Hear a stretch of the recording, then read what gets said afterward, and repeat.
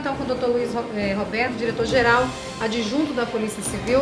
Dr. Luiz, essas prisões, o que ela representa efetivamente no combate a esse conflito agrário que tem sido crescente aqui na região do Vale do Jamari? É uma nota extremamente positiva, visto que nós temos um planejamento estratégico voltado para a diminuição dos índices de violência aqui na região do Vale do Jamari. A primeira delegacia de polícia aqui de Ariquemes vem desenvolvendo um excelente trabalho.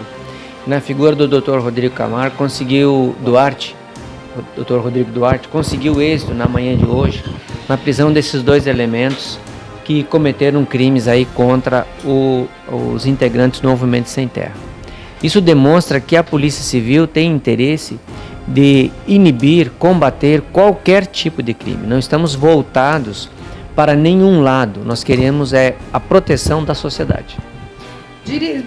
Não dá para dizer aquele mito de que teria um grupo especificamente armado e coordenado que age.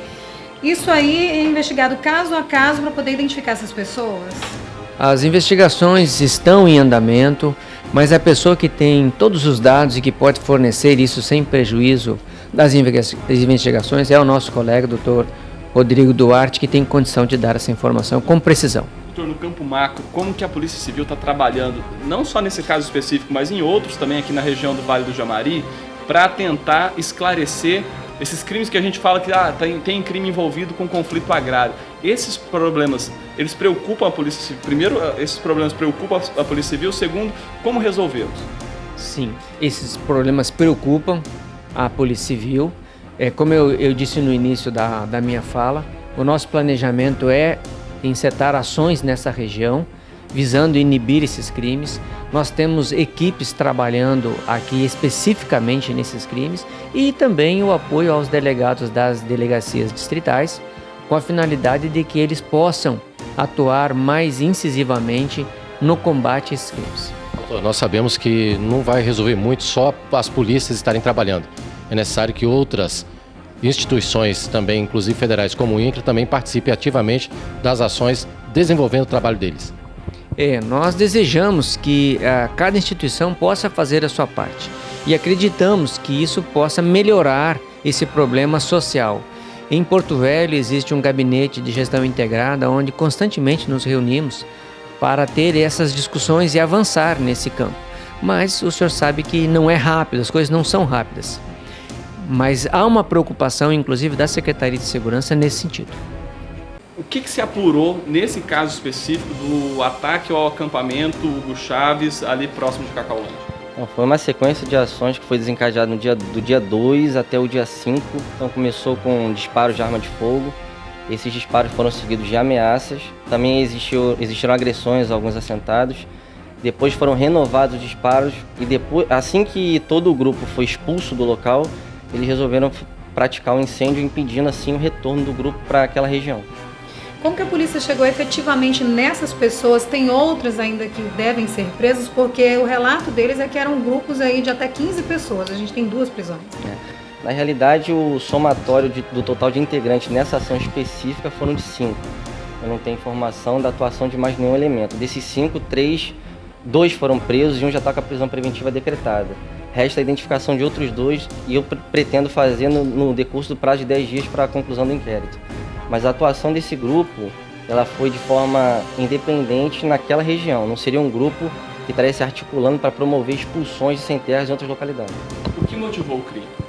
Os ataques e posteriormente o incêndio? O motivo do crime está sob investigação ainda, porque os atos eles irromperam a princípio sem nenhuma conexão com o mando do proprietário da fazenda. Porque as vítimas dos crimes, eles identificam os autores como sendo membros de uma determinada fazenda, a Fazenda Nova Vida. E durante a investigação eu não verifiquei nenhuma conexão, nenhum tipo de mando partindo do proprietário.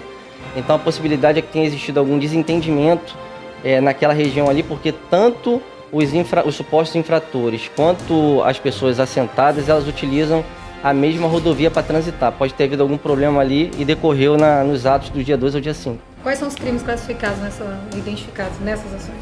Então, por hora, ameaça, lesão corporal, disparo de arma de fogo, crime de incêndio e associação criminosa armada. Doutor, pode. Vale ressaltar que o senhor viu mais de 100 pessoas nessa ação toda para poder chegar a esse resultado final, né? Até agora foram 95 pessoas. Na realidade, o esclarecimento do delito partiu de uma decisão de fazer a oitiva de todas as vítimas. Foram um total de 83. E o trabalho foi muito intenso de toda a minha equipe, dos escrivães e dos agentes de polícia, porque isso envolveu uma coordenação muito trabalhosa para fazer o transporte dessas pessoas. Algumas pessoas exigiam uma escolta porque estavam com medo e estão com medo ainda de sair na rua. E depois tudo teve que ser materializado e algumas oitivas foram concluídas no município de Cacaulândia para evitar também o deslocamento de pessoas daquela localidade para Ariquemes. O que chamou a atenção, de repente, foi a polícia tem trabalhado com o serviço de inteligência e monitorando as regiões como Montenegro e Cujubim. E exatamente no local onde paretava estar tudo tranquilo, ocorrem fatos como este.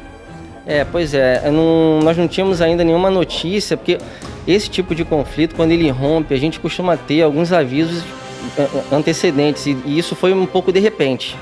Foi de repente que aconteceu e nós não esperávamos, sinceramente, que ocorresse em Cacaulândia, naquela região ali. Então, qual a participação desses dois indivíduos? Onde eles foram presos? Era distante do local da onde estava o acampamento do Chaves? Não, era próximo, o local era muito próximo. Como eu falei, eles utilizam aquela mesma rodovia para se deslocar. Então, é muito perto o assentamento dos locais de busca, que eram os endereços onde eles ficavam. A prisão deles se deu de forma relativamente tranquila, não houve nenhum tipo de resistência, exceto na equipe que eu estava presente, porque quando nós fomos cumprir a busca, houve uma fuga. Nós até desconfiamos que seja um dos preventivados, mas não foi possível apurar. Mas a prisão transcorreu tudo de forma tranquila e um desses indivíduos estava armado, o que reforça os indícios de autoria. No momento que essa prisão foi cumprida em Cacaulândia, tanto os dois que foram presos quanto o terceiro preventivado, eles são suspeitos de participar dos crimes de forma direta. Eles foram reconhecidos por algumas pessoas como sendo pessoas que estavam lá de forma direta, efetuando disparo ou coordenando as ações nos locais. A qualificação deles é possível divulgar? Eu preferia não divulgar por hora, apesar do que eu vou pedir a divulgação, e aí eu vou pedir na realidade a divulgação a gente quer divulgar o que for realmente necessário para ajudar a esclarecer o crime. Existe uma pessoa que ainda não foi localizada e por hora ele já é considerado foragido da justiça porque ele já sabe da existência do mandado de prisão e ainda não se apresentou. Então a qualificação dessa pessoa eu vou dar para que qualquer pessoa que tenha informação possa entrar em contato com a polícia. É Davi Teixeira de Souza. Ele é procurado pela polícia e a gente busca fazer a prisão dele o mais rápido possível.